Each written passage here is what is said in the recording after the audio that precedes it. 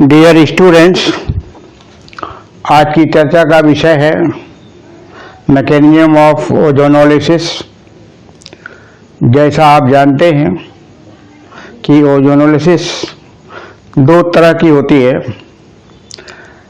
पहला oxidative ozonolysis और दूसरा रिडक्टिव ओजोनोलिसिस।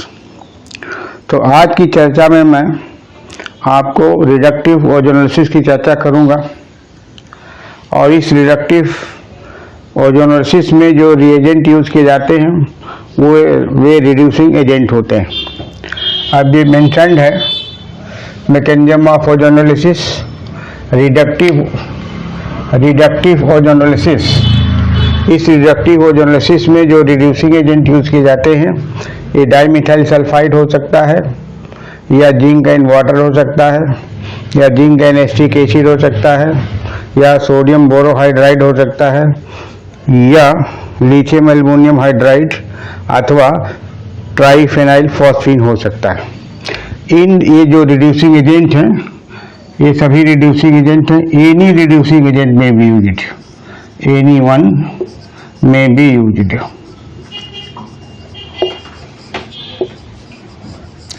अब नेक्स्ट सवाल ये आता है कि इसका सबस्ट्रेट क्या है। सबस्ट्रेट में इसका रिक्वायरमेंट क्या है। तो इसके रिक्वायरमेंट में जो रिएक्टेंट्स हैं वो अल्कीन होते हैं, दूसरा रिएक्टेंट ओजोन हो सकता है और तीसरा इसमें एक रिड्यूसिंग एजेंट यूज किया जाता है। ये दोनों रिएक्टेंट और रिड्यूसिंग एजेंट के प्रेजेंस में हम मैकेनिज्म ऑफ ओजोनोलिसिस बताने जा रहे हैं।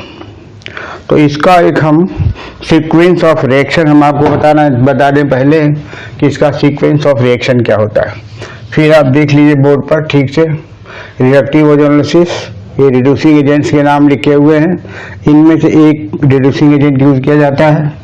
जो रिएक्टेंट्स होते हैं वो अल्कीन होता है, ओजोन होता है और एक रिड्यूसिंग एजेंट यूज किया जाता है।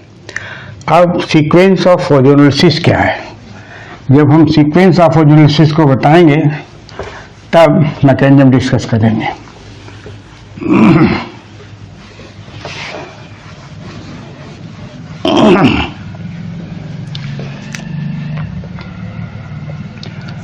Sequence of ozonolysis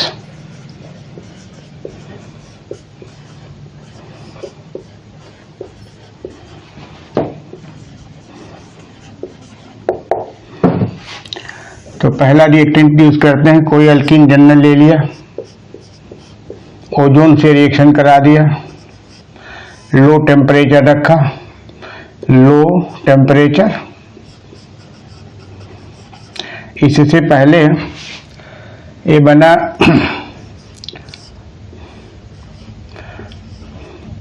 mole ozonide बनता है, ये कार्बन ऐसा, दिस इज मोल ओजोनाइड या इनिशियल ओजोनाइड भी इसको कहते हैं। और इनिशियल ओजोनाइड, यह इनिशियल ओजोनाइड अनस्टेबल होता है, ये डिकम्पोज करके रीअरेंज कर जाता है।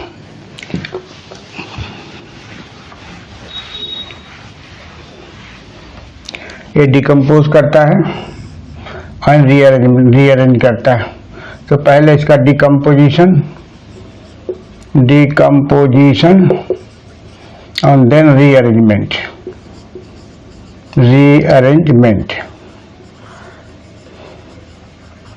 करके स्टेबल ओजोनाइड बनाता है। ये स्टेबल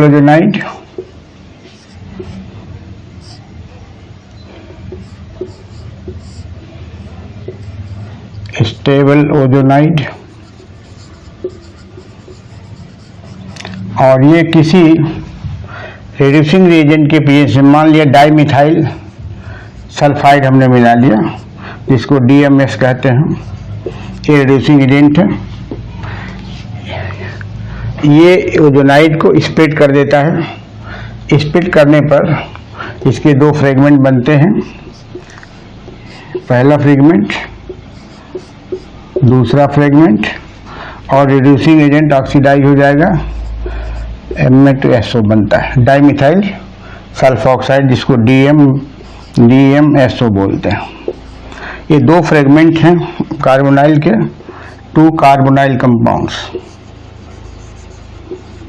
2 कार्बोनाइल ये कंपाउंड्स बनते हैं। ये कार्बोनाइल कंपाउंड्स में दोनों कीटोन हो सकते हैं, दोनों एल्डिहाइड हो सकते हैं, या एक कीटोन हो सकता है, एक एल्डिहाइड हो सकता है। ये डिपेंड करता है कि आपका जो इनिशियल एल्कीन है उसका स्ट्रक्चर क्या है। यह तो आपका सीक्वेंस ऑफ ओजोनोलिसिस है कि पहले ओजोन का एडिशन होगा, अनस्टेबल मोल ओजोनाइड बनेगा। मोल ओजोनाइड का मतलब होता है कि इसमें 1 मोल ऑफ ओजोन कंज्यूम हुआ है। ये मोल ओजोनाइड अनस्टेबल होता है, ये डिकम्पोज करके रीअरेंज करता है, जिससे स्टेबल ओजोनाइड का फॉर्मेशन होता है। फिर हम डाइमिथाइल सल्फाइड रिड्यूसिंग एजेंट लेते हैं, इसके साथ ट्रीट करते हैं, तो इसका फ्रेगमेंटेशन होता है और 2 कंपोनेंट 2 कार्बोनाइल कंपाउंड का फॉर्मेशन होता है। अब आपको बताना है मैकेनिज्म क्या है, मैकेनिज्म ऑफ ओजोनोलिसिस। तो जैसा आप जानते हैं कि ओजोन के बहुत से रिजोनेटिंग स्ट्रक्चर्स होते हैं, जिसमें 1,2 डाईपोलर स्ट्रक्चर और 1,3 डाईपोलर स्ट्रक्चर्स बनते हैं। तो पहला स्टेप ये है, step first, any of the resonating structure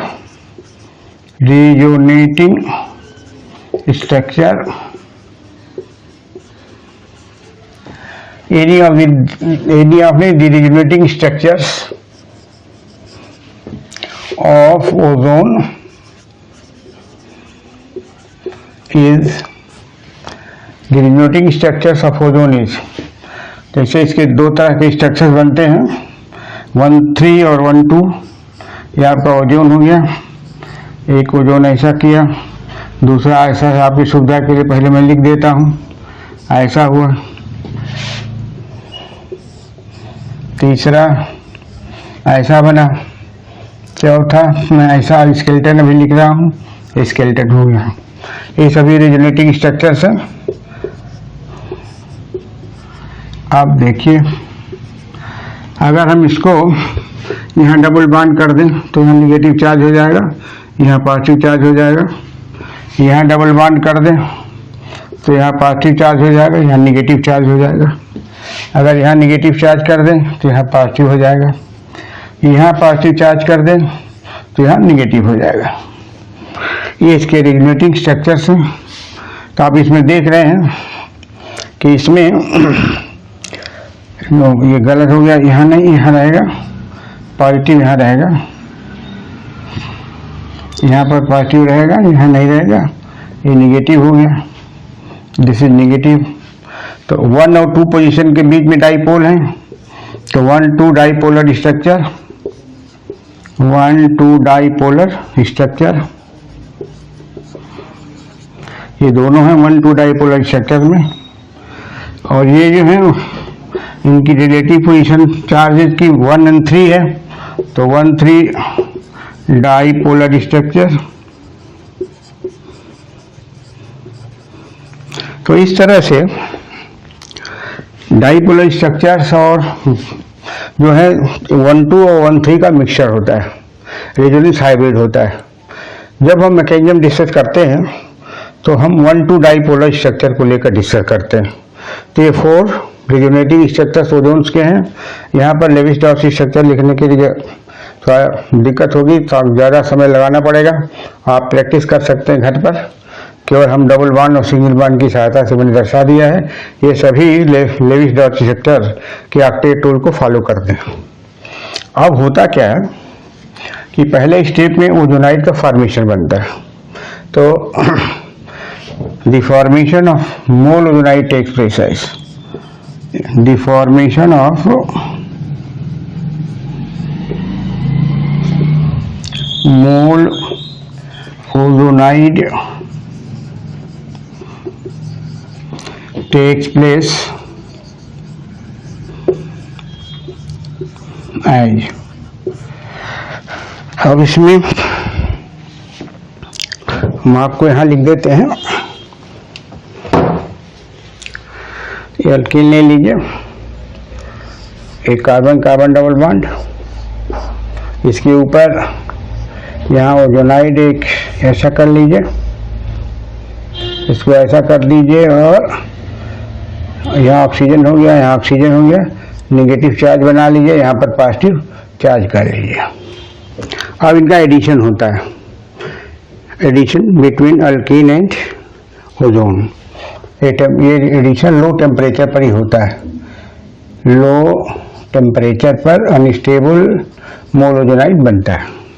अब इसका सीक्वेंस कैसे होता है, यहाँ पर पॉजिटिव चार्ज है, तो पॉजिटिव चार्ज को रिमूव करने के लिए इसको यहाँ शिफ्ट करना पड़ेगा, ये पॉजिटिव चार्ज उठकर ये यहाँ शिफ्ट करेगा, और ये जो है नेगेटिव चार्ज यहाँ आ जाएगा। इस तरह से मोलओजोनाइड का फॉर्मेशन होता है।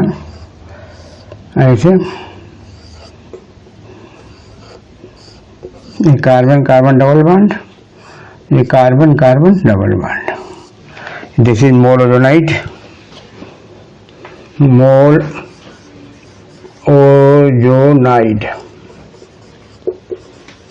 एक मॉलिक्यूल ओजोन कंज्यूम हुआ है, इसलिए इसको बोलते हैं मोल ओजोनाइड या इनिशियल ओजोनाइड। ये अनस्टेबल होता है, अनस्टेबल है, तो सेकेंड स्टेप में एक ब्रेक करता है और रीअरेंज करता है। तो दूसरे स्टेप में second step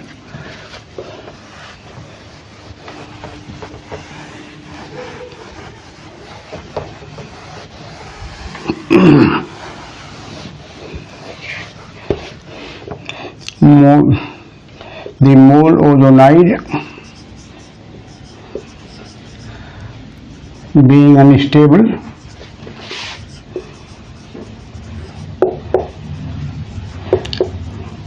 undergoes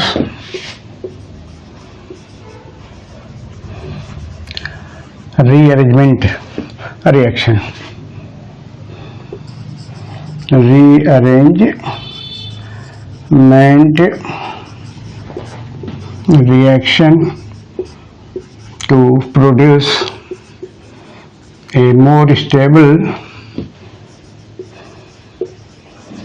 ozonide, more stable ozonide।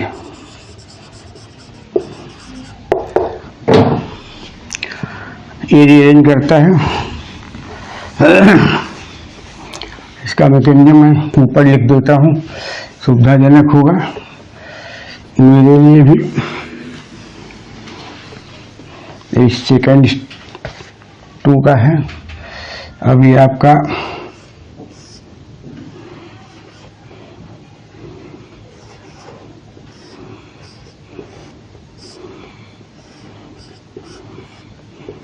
ये ऐसा है, ये ब्रेक होता है, रीअरेंज करता है, breaks up and rearranges, breaks up and रीअरेंजेज।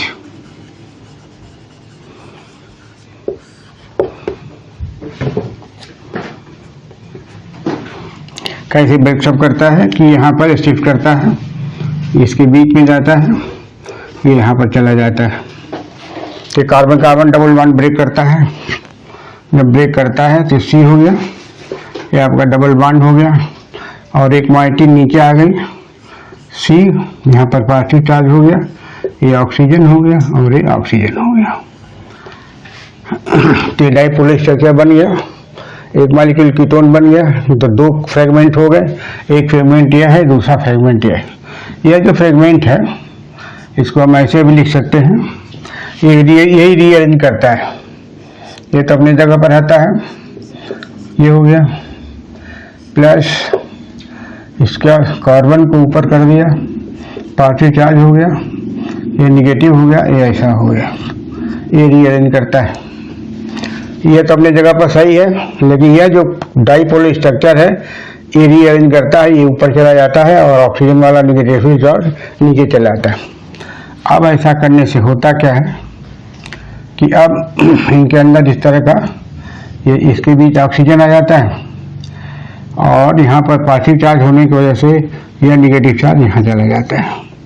तो बनता क्या है, कार्बन, दो कार्बन के बीच में ऑक्सीजन आ गया, ऐसा यहाँ ऑक्सीजन आ गया और यहाँ ऑक्सीजन हो गया, ये ओजोनाइड बन गया, स्टेबल है ओजोनाइड। तो सेकेंड स्टेप में फॉर्मेशन ऑफ ओजोनाइड होता है। ये मैंने आपको बता दिया कि ये ब्रेक करता है, वो बॉन्ड ब्रेक करता है और जो फ्रेगमेंट बनते हैं उसका एक फ्रेगमेंट रीअरेंज करता है, एक फ्रेगमेंट एज इट इज रहता है, फिर इसमें साइक्लाइजेशन होता है, साइक्लाइजेशन, और ये ओजोनाइड बन जाता है। तो सेकेंड स्टेप में फॉर्मेशन ऑफ ओजोनाइड है जो स्टेबल होता है। अब स्टेप थर्ड क्या है, स्टेप थर्ड में अब इनका रिडक्टिव क्लीवेज होता है, रिडक्टिव क्लीवेज।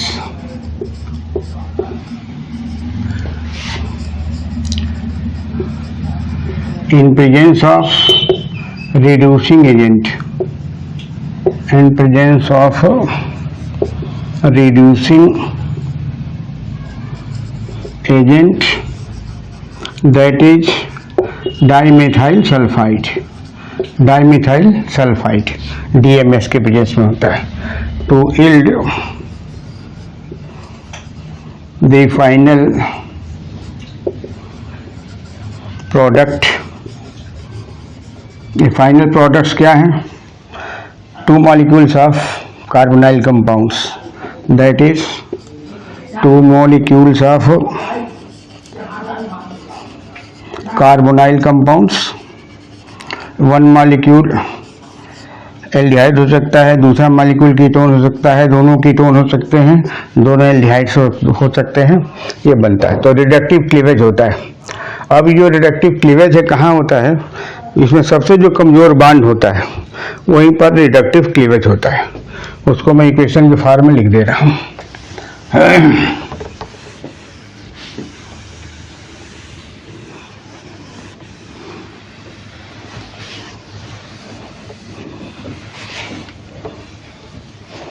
इसको यहाँ से उठा के यहाँ कर दिया, स्टेप 3 है ये। और ये कार्बन, ऑक्सीजन, कार्बन, ऐसे ऐसा ऐसा देखिए, इसके ऊपर 2 लोन पेयर ऑफ इलेक्ट्रॉन है, इसके ऊपर 2 लोन पेयर ऑफ इलेक्ट्रॉन है। और इसमें जो रिड्यूसिंग एजेंट यूज करेंगे डाइमिथाइल सल्फाइड, आपकी सुविधा के लिए मैं डाइमिथाइल सल्फाइड ऐसे लिखता हूँ। Me2 ऐसे भी कर सकते थे, डाइमिथाइल सल्फाइड को ऐसे भी लिख सकते हैं। इसके ऊपर भी 2 लोन पेयर ऑफ इलेक्ट्रॉन है। अब ये बॉन्ड क्लीव करता है। क्यों ये बॉन्ड क्लीव करता है? क्योंकि ऑक्सीजन की बॉन्ड लेंथ कम होती है, ऑक्सीजन की बॉन्ड लेंथ कम होती है, और इसके ऊपर लोन पेयर ऑफ इलेक्ट्रॉन्स हैं। तो लोन पेयर ऑफ इलेक्ट्रॉन्स एक दूसरे को रिपेल करते हैं, जिससे वो बॉन्ड वीक होता है और टूट जाता है। जब टूटता है तो होता क्या है कि इसके ऊपर यहाँ निगेटिव चार्ज पैदा हो जाएगा और यहाँ पर पॉजिटिव चार्ज पैदा होगा। यहाँ पर निगेटिव चार्ज और यहाँ पर पॉजिटिव चार्ज पैदा होगा ऑक्सीजन पर। तो अब ये लोन पेयर ऑफ इलेक्ट्रॉन इसको अपना ये दे देता है।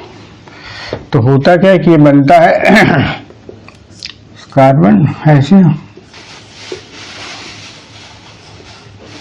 और यहाँ पर ऑक्सीजन हो गया, निगेटिव चार्ज हो गया, यहाँ सल्फर हो गया, यहाँ CH3 कर दिया,